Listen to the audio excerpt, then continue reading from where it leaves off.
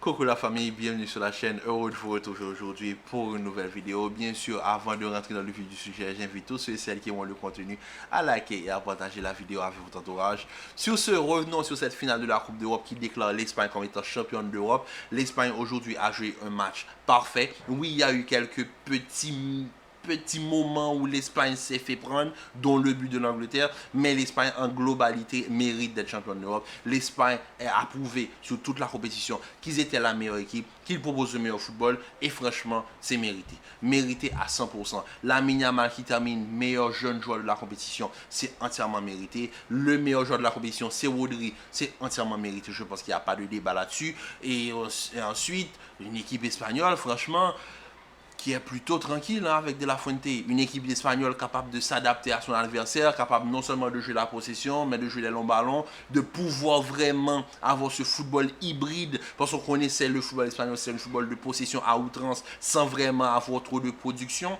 Là, on a un football qui joue énormément sur la vélocité des ailiers. On l'a vu avec Nico Williams et Lamine Yamal pendant toute la compétition. Donc franchement, entièrement mérité. Mais avant de rentrer dans les détails, j'aimerais juste féliciter Southgate. Oui, je sais que ça arrive, je félicite Southgate de temps en temps.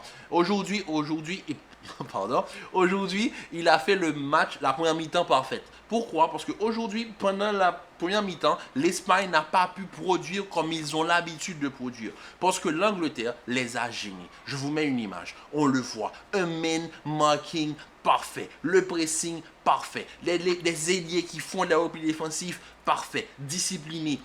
Un Walker sur son côté qui n'est pas prenable. Un Luke Shaw qui arrive à éteindre, et je répète, éteindre Lamine Yamal. Lamine Yamal qui a fait mal à tous les latéraux de cette compétition. Et bien aujourd'hui, Luke Shaw a su gérer Lamine Yamal pendant 45 minutes. En première mi-temps, Lamine Yamal n'a réussi aucun dribble sur Luke Shaw. Et ça se salue.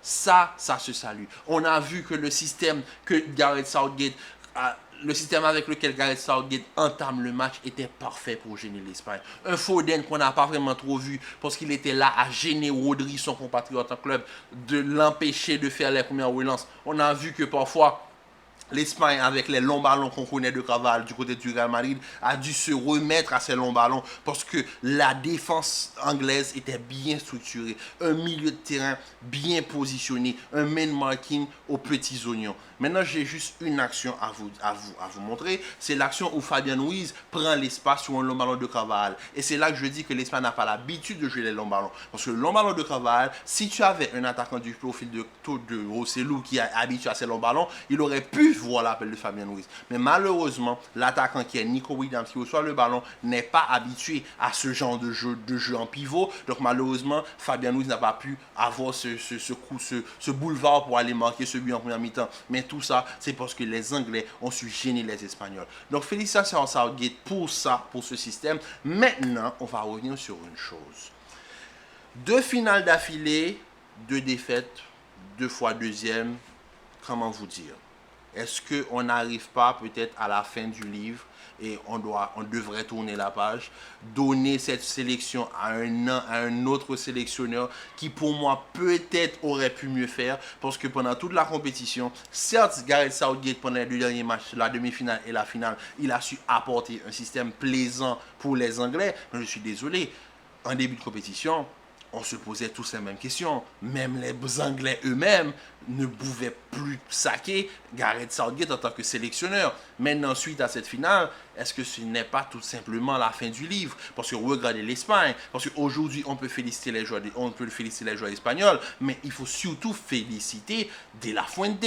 De La Fuente, qui est l'entraîneur ayant donné les 2 derniers titres à l'Athletic Bilbao dans leur histoire en Liga. De La Fuente, qui a remporté l'Euro U19 avec des joueurs de cette génération. Et on le voit, il est parti en sélection majeure avec des joueurs sur lesquels il peut compter. Oyarzabal, qui est buteur aujourd'hui, Oyarzabal était buteur avec son équipe U19 lors des Jeux Olympiques en 2019. Oui, oui, oui, oui. La finale qu'ils perdent face au Brésil, eh bien, Oyarzabal était buteur. Eh bien, aujourd'hui, comme si c'était le destin, c'est Oyarzabal, un joueur qu'il a connu dans les sélections plus jeunes. Eh bien, c'est Oyarzabal qui marque le but, qui lui accorde le titre de champion d'Europe. On le voit pendant toute la compétition, tous les gens se posent la même question. Est-ce que c'est le même Fabien Ruiz du PSG qui joue en sélection espagnole? Oui, c'est le même. C'est juste parce qu'on a un entraîneur qui lui fait confiance, qu'il a l'habitude de jouer avec lui, qui a un système dans lequel Fabien Ruiz est le centre même du projet de la sélection espagnole. Ça s'est vu et on a eu un autre Fabien Ruiz. On a eu la meilleure version de Fabien Ruiz. On voit que, par exemple, Cucurella, qui n'est pas forcément un joueur exceptionnel. Cucurella a un excès d'engagement qui est parfois très à la limite de l'acceptable, mais c'est un joueur d'équipe qui va se donner pour son équipe, et ça s'est vu. De l'autre côté, on a vu qu'il a pu rapidement faire les ajustements. La blessure de Pedri, il s'est ajusté.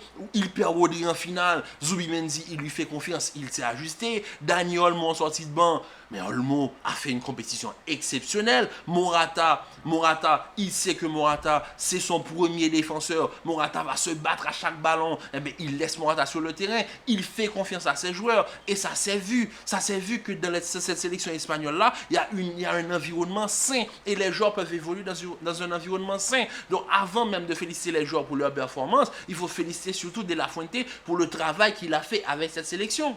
Franchement, De La Fuente mérite tout notre respect. Tout notre respect.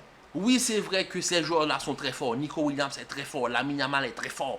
Mais sans un entraîneur, parce que je vous assure que cette équipe-là, avec l'Espagne de Luis Enrique qu'on connaissait, n'aurait jamais été en finale. Si c'était un autre entraîneur que De La Fuente, cette équipe n'aurait jamais été en finale. Je vous assure. Donc De La Fuente, félicitations. Lamine Yamal qui fait une compétition exceptionnelle. Lamine Yamal, pour moi, ce garçon-là, c'est un génie. Lamine Yamal va être un problème pour nous, les Madrilènes, dans les prochaines années. Donc j'espère qu'on va pouvoir bien le gérer dans les prochaines années, parce que sa progression est fulgurante. Déjà là, il est meilleur jeune joueur de la sélection. Il est déjà le meilleur jeune joueur de l'Euro à son âge. Et quand on regarde ses performances durant l'Euro, la saison prochaine, vivement que Mendy ne parte pas, parce que là, il va falloir avoir un défenseur solide pour pouvoir gérer Lamine Yamal. Nico Williams va être aussi un problème au niveau du mercato. Je suis sûr qu'il y a des équipes qui vont se tuer pour l'avoir. Mais espérons que, voilà, s'il reste en Liga, espérons que Carvajal, lui aussi, reste à son meilleur niveau. Parce que Carvajal aussi, meilleur latéral droit du monde. Hein. La saison parfaite pour Carvajal, champion d'Espagne, champion d'Europe, champion d'Europe avec sa nation. Potentiel ballon d'or, pourquoi pas.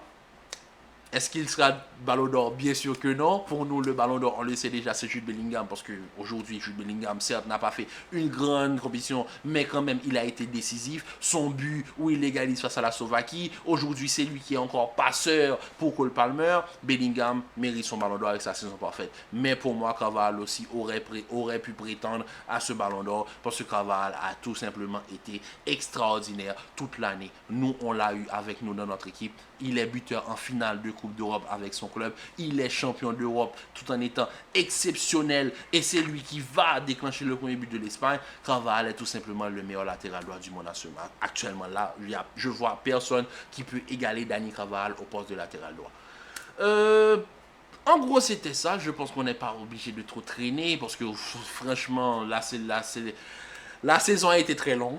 La saison a été très longue. Et il y a encore la Copa América qui va se terminer ce soir. Donc on espère un beau match entre la Colombie et l'Argentine. Parce qu'on connaît tous le niveau de la Copa América. On espère quand même du beau football, au moins pour la finale. Mais bon, félicitations encore à l'Espagne. Et ben maintenant, on peut finalement avoir une petite pause avant la reprise de la pré-saison. En tout cas, la famille, ça a été un plaisir d'être avec vous pendant toute la saison. Ça a été un plaisir d'être avec vous pendant cet été. C'est vrai que malheureusement, j'ai pas eu la même régularité pendant la saison. Parce que forcément, les jours s'enchaînent, effectivement, etc. Donc, il y a des petits pépins qui arrivent. Donc, pour cela, je m'en excuse. Mais bon, ne vous inquiétez pas, une petite pause arrive, ça va nous faire du bien, on va pouvoir se reposer un tout petit peu et entamer la nouvelle saison de la meilleure des manières. Une autre vidéo sortira en milieu de semaine, donc ne vous inquiétez pas. Sur ce, la famille, je vous dis à très bientôt pour une nouvelle vidéo. Commentez, likez, partagez, restez en paix, en santé, prenez soin de vous et on se dit à très vite pour une nouvelle vidéo. Encore une fois, félicitations à l'Espagne et l'Angleterre. It's not coming home. We'll see in 3 more years.